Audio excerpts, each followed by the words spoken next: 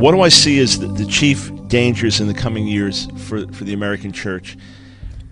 As I reflected on this question, I would say that in the church's desire and attempt to be relevant rather than to be biblical, in the church's attempt to be relevant, we become irrelevant.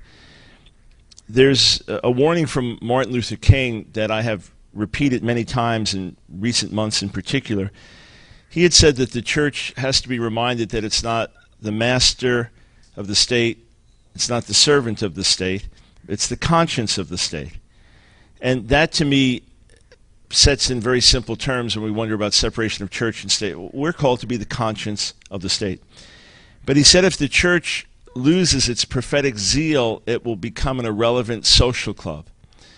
And I've been telling pastors and leaders that a lot of the marquees in front of our church buildings, we should just put irrelevant social club meets Mondays and Wednesdays, or Sundays and Wednesdays, whatever the dates are. And I believe that we are so in danger of a complete moral capitulation to the culture that instead of leading the way and swimming against the tide and going against the grain, we have just sought to be relevant, whatever that means, and have gotten away from certainty and have gotten away from clarity, that we really run the danger of becoming irrelevant social clubs. And Jesus says if the salt loses its saltiness, what use is it? No one puts salt on a table just to look pretty. It's there for a particular function. If the salt loses its saltiness, it has no use, has no value. So when we lose our saltiness, our distinctive, the thing that we bring that no one else can bring, then we become irrelevant social clubs.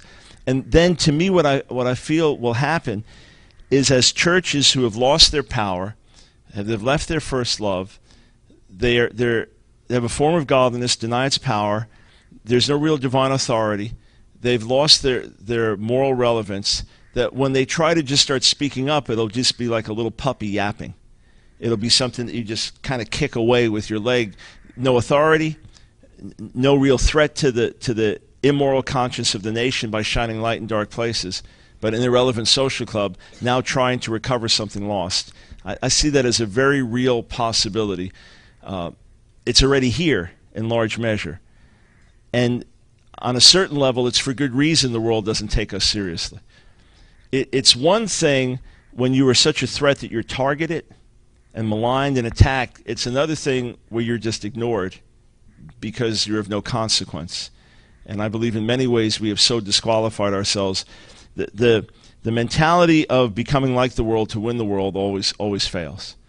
And I've pointed out through the years that if you look at signs advertising a health club, you don't see some 600-pound guy on the treadmill, with flab hanging out everywhere. And hey, I'm in here exercising.